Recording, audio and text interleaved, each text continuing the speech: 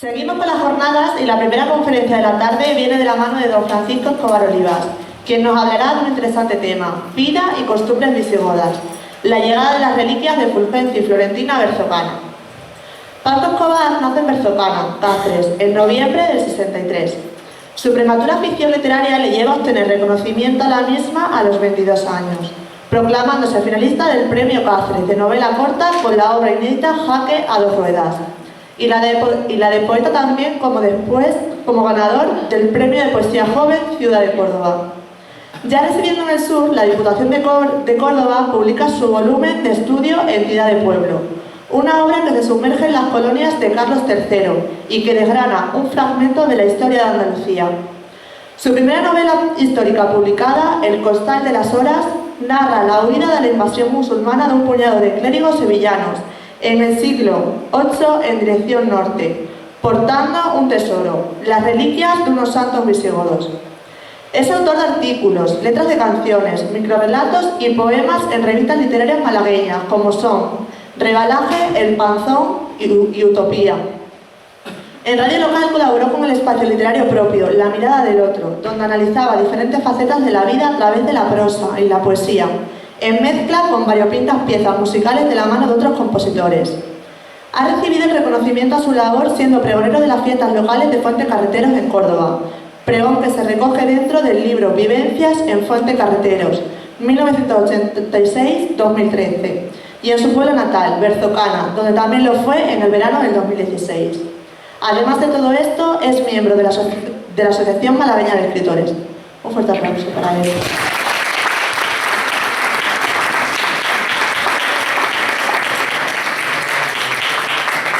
Bueno, yo creo que después de todo lo dicho voy a ir terminando, ¿no? Bueno, no quería ser, antes de empezar mi ponencia, que trata precisamente de eso, quería hacer unas pinceladas sobre, en esta ponencia, sobre cómo vivían los visigodos, cómo vivían nuestros santos en su época, ¿no? Cómo era la vida, cómo eran las costumbres, la economía, la agricultura, todo esto que me parecía bastante interesante al hilo de que sigamos hablando en otras ponencias sobre las reliquias. Solo dos anotaciones sentimentales en este caso. En primer lugar, quiero hacer un pequeño recuerdo para una persona que para mí y para este pueblo es muy importante, porque para nosotros siempre será nuestro eterno maestro. Yo soy escritor por su culpa y mucha gente del pueblo es culta y vive de la cultura gracias también a él. Este año hubiera sido su año, porque él lo deseaba con toda su alma, y sí quiero decir de corazón que echamos mucho de menos este año al eterno maestro don Florencio Álvarez.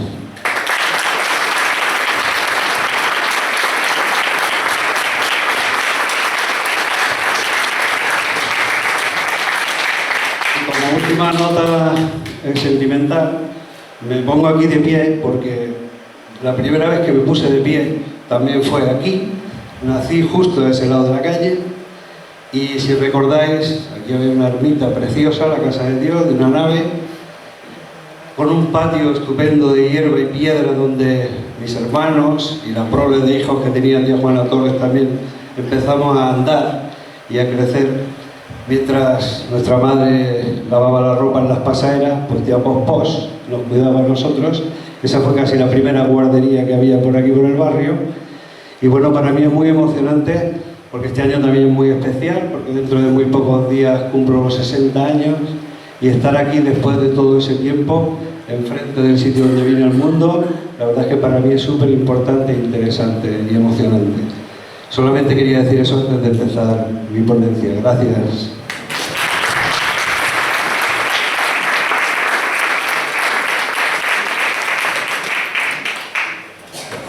Os digo que mi ponencia, aunque bueno, en mi casa siempre me dicen que escribo mejor que hablo, ¿no? Por eso siempre me acompaño del texto para no perderme, ¿no?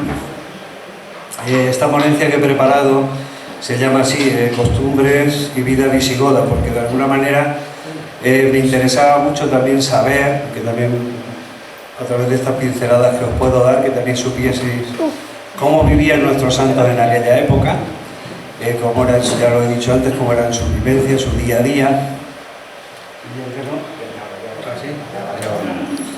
Porque para empezar, pues la primera pregunta era evidente, ¿no?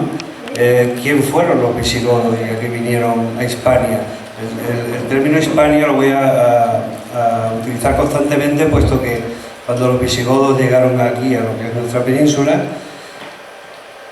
ostentaba el título de Hispania, porque aquí estaban los hispanos romanos, ¿no? Ahora sí se ve, ¿no?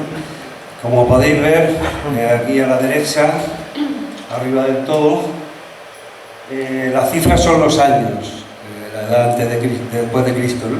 Desde el año 376, aproximadamente 50 años tardaron los visigodos en llegar aquí. Vinieron, como podéis ver, por lo que era lo que actualmente es el sur de la actual Rusia, pasaron lo que es la actual Grecia, Italia, hasta que por los Pirineos accedieron a España.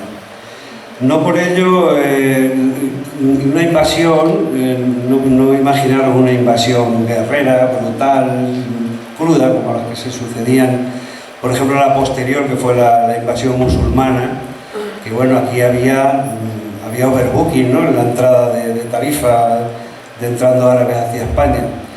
Los visigodos que llegaron a España apenas eran 300.000, nada más, y se encontraron aquí viviendo ya instaurados 4 millones de hispanos romanos. Esto se produjo porque ellos vinieron cuando la decadencia romana empezó su primera etapa, ¿no? Roma empezó a caer y ellos llegaron a un acuerdo militar que se llamaba Foedus, que les permitía venir a instaurarse en España, en Hispania, con todas las condiciones y todos los términos que acordaron con Roma. Ellos, por supuesto, cuando llegaron, Hispania estaba invadida también por otros bárbaros. Deciros que bárbaro en latín significa extranjero. Ellos llegaron y se encontraron a 3 tribus bárbaras, en este caso eran suevos, vándalos y alanos. Los suevos se encontraban en el sur de la península, los arrinconaron hasta expulsarlos a África. Los alanos estaban en el centro, a los que aniquilaron, y los suevos se encontraban en lo que es la actual Galicia húmeda, ¿no? Allí los arrinconaron, pero no consiguieron expulsarlos, con lo cual siguieron conviviendo con una tribu ya, digamos, bárbara, pero más ausente. Deciros que no solo los visigodos lograron llegar a Hispania a través de batallas, sino también de acuerdos firmados con Roma, como he contado, y también ellos, por supuesto, si os fijáis en el mapa, donde indica la cifra 418, el año que llegaron a Francia, todo lo que es la Galia, que hoy es la Francia actual, esa la perdieron, por lo cual se vieron arrinconados completamente en lo que es la Hispania, ¿no?, en España. Y bien, ya os digo que no fue una invasión agresiva, fue una invasión, ellos llegaron aquí, se encontraron una civilización ya creada, los hispanos romanos ya vivían aquí en conjunto, y ellos, por supuesto, que su invasión, ya os digo, no fue cruda. Invasiones siempre han habido y siguen habiendo. Imaginaros ahora la que sucede en Rusia, la que sucede en Israel, y yo la verdad es que estoy un poco asustado porque ya he visto que los chinos han llegado a Cañamero, ¿no? No sabemos si habrá más en adelante, ¿no? Bien, voy a hablar un poquito de lo que es la sociedad y cómo era la sociedad y la economía visigoda. Por supuesto que el visigodo era un pueblo más tosco, más rural, que lo que imaginaros que la antigua Roma, a donde habían llegado, ¿no?, con la arquitectura, la ingeniería, y de pronto pues llegan unos bárbaros, por decirlo así, pero no eran tales, y se encontraron con que ellos, los visigodos, sobre todo eran un pueblo rural, no era un pueblo como los romanos, que eran más de ubicarse en las urbes. Ellos eran un pueblo rural, por lo tanto, lo primero que hicieron fue ubicarse en las zonas rurales. Como decía Miguel esta mañana, tipo pueblo celta, ¿no?, siempre en comunidades rurales, ¿no? ¿Qué se encontraron también? Pues que la Hispania que ellos encontraron era de fe católica, pero ellos practicaban el arrianismo. El arrianismo es una variedad, por decirlo así, una vertiente del cristianismo, que consiste en que el arriano no concibe a Jesús como divino por haber sido parido por una mujer, solo creen en la divinidad de Cristo, de Dios. Entonces esto les hizo alejarse un poco de los hispanorromanos, incluso se prohibieron los matrimonios mixtos entre visigodos e hispanorromanos, hasta que bueno, pasaron 100 años de convivencia y se tornó esta cultura lenta pero rápida, con lo cual los invasores se adaptaron a los invadidos. Ellos llegaron con esta premisa de invadir, pero se encontraron que estaban mejor con las cualidades de vida y calidades de vida que tenían los hispanorromanos que con las que ellos traían. Por eso se adaptaron inmediatamente, e incluso el rey Recaredo I, bajo la tutela de San Leandro, al convertirse ya en el cristianismo, prácticamente todos los visigodos lo hicieron. Esto que conllevó que también se quemaron muchísimos libros visigodos, por eso no tenemos realmente mucha abundancia de literatura, al margen de la que tenemos de nuestros santos, que se escribieron mucho, de literatura de la época, porque fue destruida, o simplemente ellos dejaron su idioma germano y se adaptaron al latín, con lo cual la invasión desapareció, se adaptaron y convivieron perfectamente durante 300 años, que no duró más la invasión visigoda, por llamarla así. ¿Qué ofrecía, aparte de la lengua, esta producción cultural que traían los visigodos? No fue muy extensa, pero hay que decir que sí existió. Por ejemplo, tenemos ejemplos como que hacían mucha poesía, muchos cánones, muchas traducciones del griego, también escribían muchos sermones, y también el primer comentario en latín que se hizo, que se llama El Cantar de los Cantares, de Justo Urgel, y también otros como San Leandro, por ejemplo, en la escuela sevillana, que es autor de obras como Del desprecio del mundo y de la institución de las vírgenes, y cuyo principal representante fue su hermano San Isidoro, de la escuela sevillana, que compuso numerosas obras de temática histórica y filosófica. Más todavía San Isidoro, ¿no? Que siempre tenemos en mente sus etimologías, ¿no? Que como las etimologías de San Isidoro son como una pequeña o gran enciclopedia de los sucesos de la época. Y esta es un poco más la literatura que se conserva cultural de los visigodos cuando llegaron aquí. Como último cabe destacar la escuela de Zaragoza, donde se destaca a San Braulio, y la de Toledo, con un escribano que era San Eugenio, o un astrónomo como era San Ildefonso. Hablaros también de cómo se componía la pirámide poblacional de los visigodos. Bueno, pues abajo del todo estaban los siervos, que simplemente adquirían ese título por no pagar tributos, además que tampoco tenían para hacerlo. En un segundo escalón teníamos a los libres no privilegiados, que eran libres pero por eso no tenían privilegios, también pagaban tributos.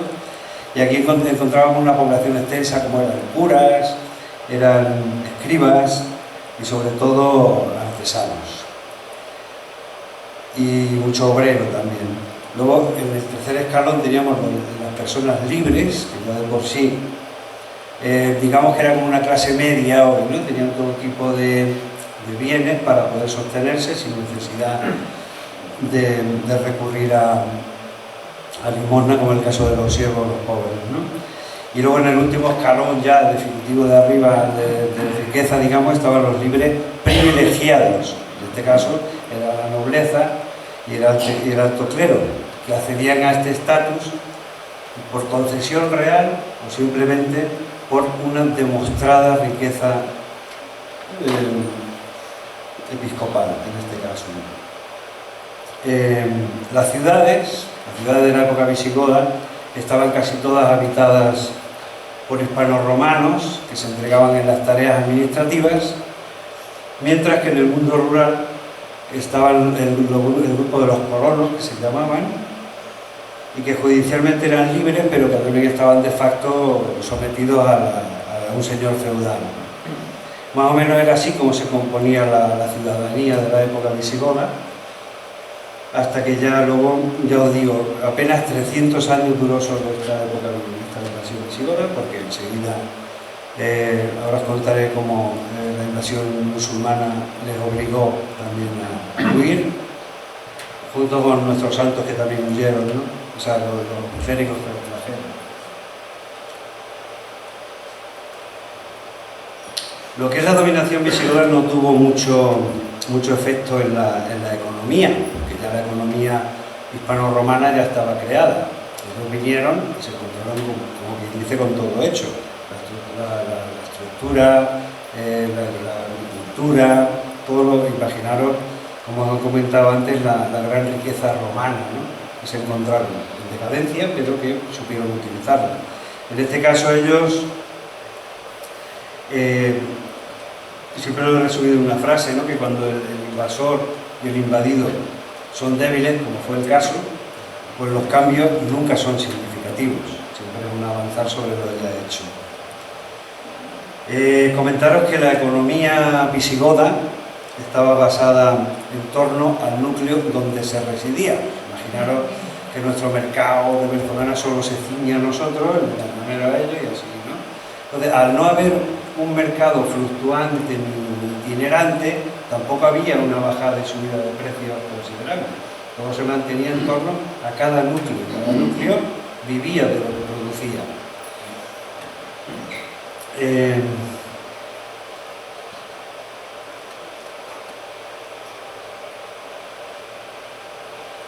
Pero eso sí, lo único que se mantuvo, eso sí hay que rescatarlo, fue el continuo mercado que se establecía con el Mediterráneo, pero sobre todo siempre era de carácter santuario, compras de útiles de iglesia, pero nunca de bienes materiales, ¿no?, de primer uso. ¿Qué deciros de la agricultura, que era la gran base de la economía de la época? Ya se había quedado, el visigodo hizo una continuación progresiva de la misma economía agrícola que el romano ya había construido. Proliferaban en torno a las ciudades los huertos que mantenían a las ciudades la economía, el sustento diario.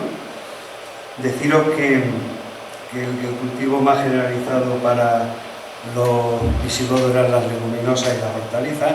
Imaginaros que hasta la llegada de la época musulmana no se empezó a conocer realmente muchos más productos hortícolas. Ellos se basaban solo en la verdura.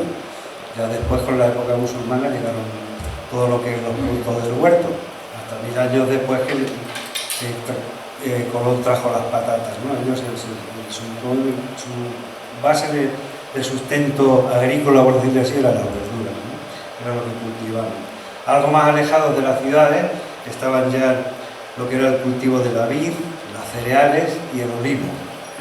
Y luego ya, por supuesto, en zonas donde no había medios para cultivar, como era la zona del Mediterráneo, ahí ya se instauraban lo que eran las colmenas de la miel, ¿no?, porque ellos, no existía azúcar, endulzaban con miel.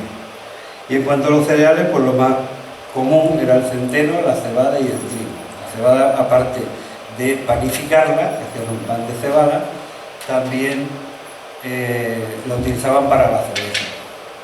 Y algo que sí hay que destacar también, que la sidra no la inventaron los asturianos, la inventaron los visigodos, que la trajeron aquí a España después de desarrollarla en la Galia, en Francia.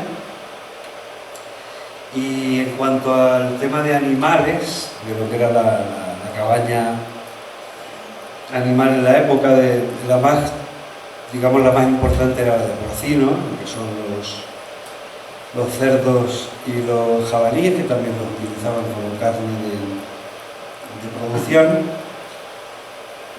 Y también importante deciros, los caballos para ello eran fundamentales, pero claro, el caballo en la época visigoda era una especie de simbología de riqueza. El caballero tenía el que podía tenerlo y solo se utilizaban para tiro, no se utilizaban ni para arar, ni para... se utilizaban solo como carruaje, como tiro de carruaje igual que los bueyes. Y aparte de eso, para ellos la base de la economía ganadera eran las cabras y las ovejas, pero siempre era un 50%, porque los visigodos sí que, y esto lo sabrán más los letrados de la sala, establecieron muchas leyes que obligaban a mantener siempre un estatus, una balanza, entre cabras y ovejas para mantener siempre, no agotar ninguna, pero que siempre se mantuviesen las dos. Ellos les producían una economía grande en lana y por supuesto también en leche, ¿no? Y carne. Los bueyes pues también y las vacas, pero en menor medida. Lo más importante, ya os digo, era la ganadería caprina y bovina en este caso, ¿no? Y eso es lo que más o menos constituía la base fundamental de la economía, aparte de la caza, que en este caso ciervos, corzos, jabalíes y sobre todo en aves lo que cazaban más era el faisán, que era muy fácil de coger en la época. También deciros que legislaron mucho con tesón esta manera de esta balanza y sobre todo protegieron los bosques, porque ellos les producía también un aprovechamiento del agua destinada al regadío, protegiendo los bosques, canalizándolos, aprovechando ya las construcciones romanas que habían, pero sobre todo legislado, o sea, ellos legislaban que nadie podía utilizar un número elevado de agua, como las comunidades actuales de regantes, pero digamos que en esa época ya establecieron ese tipo de leyes. La vida en las ciudades y en los pueblos de la época visigoda pues comenzaba como en todos al amanecer, ¿no? Empezaban las tareas agrícolas por un lado, en la Hispania rural, y en la Hispania urbana estaban pues los artesanos y los industriales, como en cuanto a talleres y alonjas, que también tenían muchos para la distribución de la comida. La división del día se establecía con las horas canónicas eclesiales, en eso no cambiaron mucho. Ellos hacían una pequeña comida al mediodía, ligera, pero la comida fuerte la hacían a la caída de la noche. En eso también seguimos nosotros igual, con la buena cena también, heredadas quizá de ellos. Pero había un inexistente desayuno, cuando empezaban a trabajar, una ligera comida a las 12 y una cena opípara de noche, ¿no? También hay una costumbre que se la debemos a los visigodos, puesto que si recordáis, los romanos comían tumbados. A la llegada de los visigodos se empezó a comer sentado. Eso hay que decir, hay que asignárselo como un gran logro, ¿no? Porque también eso contribuyó a que se crearan ya mesas, se crearan tertulias, que eso ya contribuía, digamos, en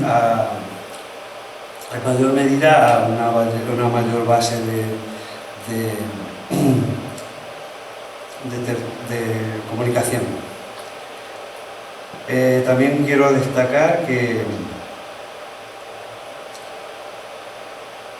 en cuanto a los manjares más preciados por las clases pudientes en aquella época eran los peces y la pesca. Por supuesto, en las zonas de mar pues tenían el pescado, pero aquí en las zonas de interior, sobre todo en los peces de río o el pescado que venía salado ya de las lonjas que tenían ellos instauradas.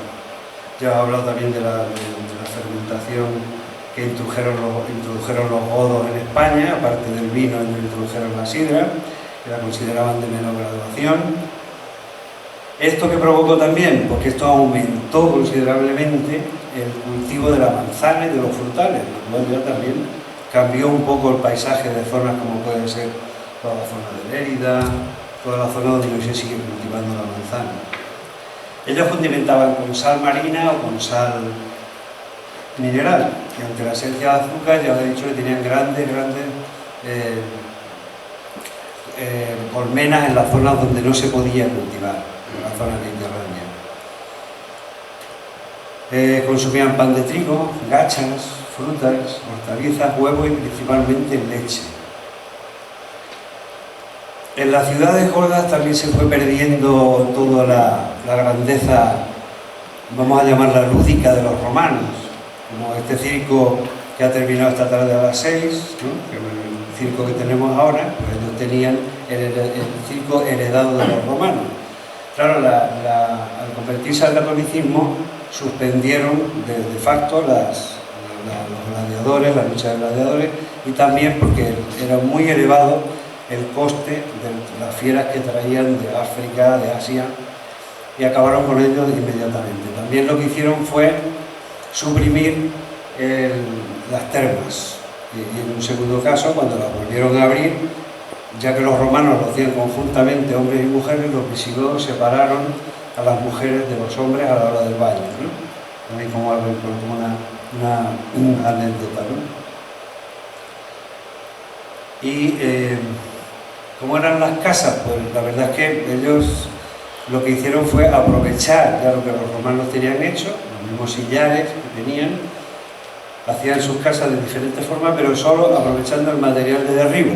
Nunca buscaban materiales nuevos, sino materiales de casa romana, y con los mismos sillares construían las suyas propias.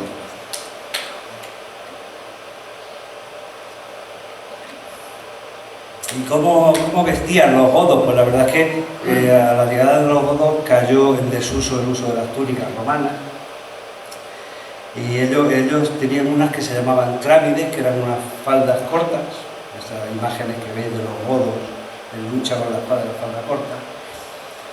Pero las mujeres sí cambiaron la forma de vestir.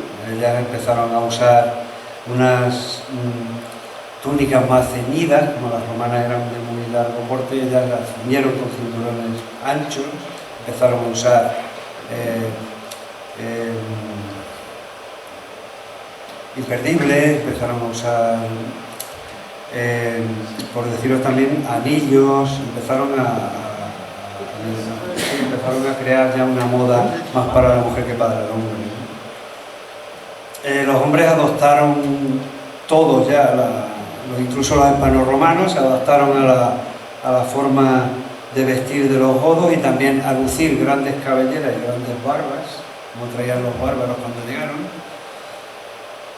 Y por su parte también se introdujeron broches o hebillas en todo tipo de ropa que se ponían, pero siempre muy ceñida, muy diferente a la romana. Hablaros también un poco de la medicina, que estuvo basada siempre, como en Roma, en la obra de Galeno, que era un médico y un cirujano que un par de siglos antes había establecido un vademecum que aún perdura en los libros de historia. También reglamentaron mucho los godos en temas de medicina, porque, por ejemplo, establecieron los precios de las intervenciones. Por ejemplo, una herida, una luxación, una fractura, se pagaba con 2 sueldos. Una intervención de catarata, imaginaos que ya en esa época hacían intervención de catarata, eran 5 sueldos, y así progresivamente a hacerlo más. Cuanto más tiempo necesitaba la intervención o la curación, más se subía el sueldo, el pago, que eran los sueldos, que era la moneda actual de la época. Ahora seguro que sabe más que cualquier clínica Quirón de esas, ¿no? Bien, los entierros, por ejemplo, en la época visigoda no cambiaron mucho. Los visigodos se hacían enterrar bajo tierra igualmente, pero siempre conservando todo su ajuar guerrero, en este caso eclesiástico, y siempre, por supuesto, lejos del pueblo. Quizá de ahí viene el concepto del cementerio que los romanos empezaron a hacer, pero que lo hacían siempre más interior a la ciudad. Ellos empezaron a hacerlo ya fuera de las ciudades. ¿Qué deciros de la moral sexual? Algo importante también en cualquier época, ¿no? El rey y los nobles practicaban la bigamia, o sea, podían tener el número ilimitado de mujeres que quisiesen, aparte del número de concubinas que también deseasen. El adulterio era considerado en la época como algo normal, y lo mismo ocurría con la prostitución, que estaba muy extendida en la época visigoda. Incluso se llegó a a legislar para impedir que se extendiese incluso más, ¿no? Y por supuesto tenía unos castigos muy importantes si se cogía en esa práctica. También la historia de los reyes visigodos está plagada de crímenes pasionales, de aventuras amorosas, extraconyugales, que acababan siempre de forma trágica. De ello voy a leer un texto solo que no escapa del mismo clero y que dice así: el 13º primer concilio de Toledo estableció las penas que debían sufrir los obispos, curas y monjes que redujesen a las viudas, hijas o sobrinas de los nobles o pueblos llanos, y dictó sentencia para luchar contra la homosexualidad, también muy común en la época goda. La sodomía estaba muy extendida por Hispania, es decir, por las penas que se establecieron para los condenados. En este caso, debía ser azotado, decalvado, castrado y desterrado. O sea que lo de hoy no es nada con lo que teníamos en la época. Bien, hablemos un poco de la arquitectura visigoda, siguiendo las líneas de la ponencia. Tenemos muestras más que evidentes más en los núcleos rurales alejados de las ciudades, como ya os digo, porque el visigodo era un pueblo generalmente rural y que sufrieron bastante luego ya cuando llegaron los musulmanes, que casi lo destruyeron todo. Los godos usaban generalmente en sus construcciones el arco de herradura, que más tarde los musulmanes lo adoptaron para sus construcciones. Por ejemplo, aquí en nuestra provincia podemos destacar como construcciones más importantes de la época visigoda por la iglesia de Santa Lucía, de Trampa, que está en la localidad de Alcuéscar, o no más lejos la iglesia de Santa María de Melque, en San Martín de Montalbán, que está en Toledo, o la mejor conservada, que es la iglesia de San Pedro de la Nave, en Campillo, en Zamora. Y también destacar que cerca de ellas encontraron obras de orfebrería que hablan de los gustos visigodos. Encontraron coronas, cruces votivas, que significan ofrendas, y alguna que otra fíbula, que son los broches y hebrillas de la época. Poco más se encontró de la época, por decir, destacable que se pueda. Y por supuesto que se usaba como canje de moneda, todo este tipo de ofrendas que os he estado comentando, fíbulas, broches, todo esto se utilizaba también como moneda.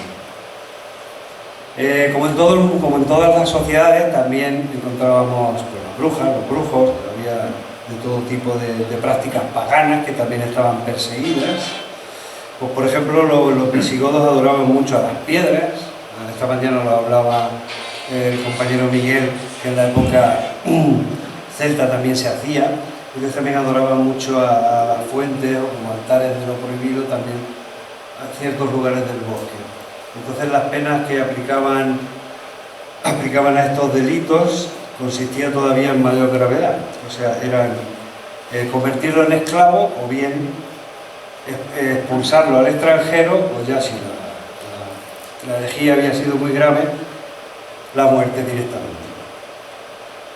También fue muy frecuente la simonía. La simonía es la venta de cargos eclesiásticos a cambio de riquezas. Esto lo que contribuía es a que muchas personas, digamos,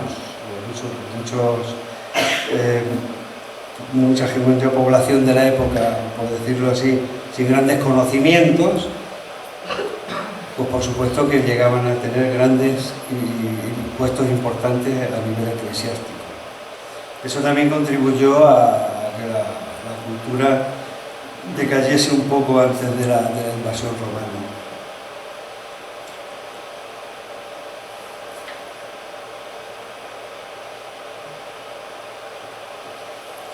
Deciros que dentro de las grandes personalidades, porque de tanto que estaba hablando de que el clero lo ejercían personas sin cultura, tal, a base de comprarlo, eso no exime de que en la época visigoda tuvimos grandes lumbreras en torno al clero.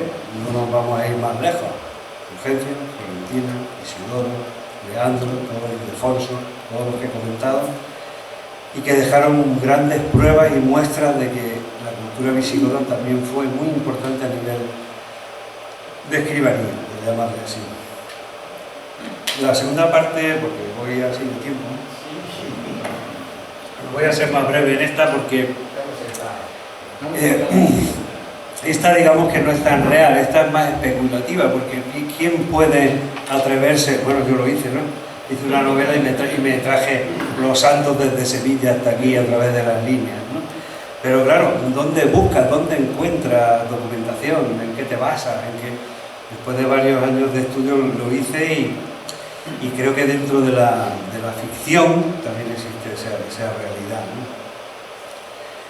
De la época visigoda, ya os digo, duró desde el año 409 a 711, o sea, duró prácticamente 300 años. ¿Y por qué se acabó? Porque los enemigos del rey godo, don Rodrigo, que reinó apenas un año, pidieron ayuda a los musulmanes del norte de África para entrar en la península. Entonces, como su coronación, la de don Rodrigo, había sido bastante sangrienta y violenta, pues contribuyó a que efectivamente les abriesen paso a los musulmanes. Como os comentaba al principio, había overbooking en la entrada por Tarifa, por lo que hoy es Chipiona, por lo que es la zona de Malaca. La invasión musulmana fue muy rápida, ello contribuyó a que la huida también de los visigodos fuese también muy rápida. Ellos lo hicieron a través, imaginamos que de las calzadas romanas, porque los romanos dejaron construidos 70.800 kilómetros de calzada. Para nosotros la que pensamos que ellos utilizaron fue la que viene en la Vía de la Plata. Pero ¿por qué? ¿Por qué se desmembró la iglesia cristiana antes de esa invasión? Pues porque fue simplemente que el orden eclesiástico quedó trastocado, porque los obispos y todos empezaron a huir hacia la Galia, hacia Roma, hacia Toledo, que era la actual capital de la época. Muchos templos fueron saqueados, al acabarse las tareas agrícolas, los monasterios, al no tener sustento, fueron abandonados. Entonces aquí digamos que empieza un poco el camino. Las hambrunas también fueron muy importantes, que se diseminaron por toda la Hispania. Y la gente que de las ciudades se vieron pronto encerradas en ciudades sin tener sustento, con lo cual la vida fue o el sometimiento, que fue lo que más hicieron con la llegada de los romanos, o la huida, ¿no? Y por supuesto los godos no tuvieron tiempo de aprovechar para defenderse los inventos romanos de defensa, como la piña de doble eje que llamaban ellos para hacer catapultas, que habían hecho los romanos. No las utilizaron, no tuvieron tiempo, creo que mucho, de defenderse, creemos que fue así, porque la invasión fue muy rápida.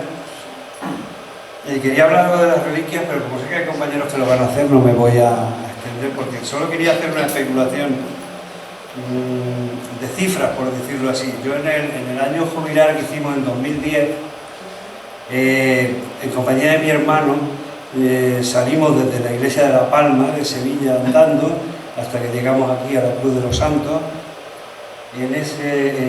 Lo que nos separaron fueron 310 kilómetros desde prácticamente Sevilla, pasando por Mérida. Nos desviamos por la zona de Trujillo hasta llegar aquí. En eso utilizamos 12 días aproximadamente, a una media de 25 kilómetros diarios.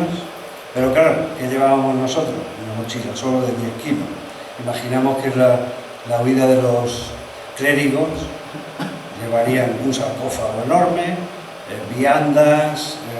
Lo que sí se sabe es que llevaban muy poca defensa a caballo, todo era tirado por bueyes. Entonces imaginamos que tardarían. Nosotros lo hicimos en octubre, ellos lo hicieron en la huida de los clérigos sevillanos. Se produjo, según las notas de historia, en pleno mes de julio del año 711, con lo cual disponían de más horas de luz. Pero eso no quita que con toda la carga que llevaban y el paso, por supuesto, vosotros diréis, bueno, pero vosotros habéis recorrido una zona. Sí, pero la Sierra Sur de Sevilla sigue siendo Sierra Sur, el plano de Badajoz de la Siberia sigue siendo igual de aplastada, cambió la orografía, pero imaginamos que ese fue el camino real que se encontraron también cuando venían para acá. Se desviaron en Mérida, buscando quizá, como todos siempre afirmamos, las sierras de las Villuercas, y por supuesto enterraron a los Altos y siguieron camino, creemos, hacia Guadalupe y demás. Y bueno, una pequeña solo reflexión sentimental nuevamente, porque 800 años después, aquí estamos, hablando de nuestros santos, investigándolos, estudiándolos, venerándolos y custodiándolos. Somos muy afortunados de que aquellos clérigos sevillanos hiciesen el hoyo para el arca en nuestra sierra de Berzocana, porque de no haber sido así, no dispondríamos desde que nacemos de esta maravilla de historia con la que nos criamos y nos hacemos mayores. Y tampoco tendríamos esta gran fe que nos hace ser felices y dichosos fuera y dentro de nuestro pueblo, porque ellos siempre nos protegen y nos amparan. Estoy seguro porque es solo cuestión de fe. Para concluir, quiero afirmar una creencia personal, y creo que todos la compartiréis conmigo, que los berzocaniegos nos diferenciamos del resto del mundo en que nuestro corazón no es de músculo, es de hueso, es óseo, como las reliquias de nuestros santos visigodos. Por eso siempre seremos descendientes de visigodos y amantes de nuestros santos. Gracias.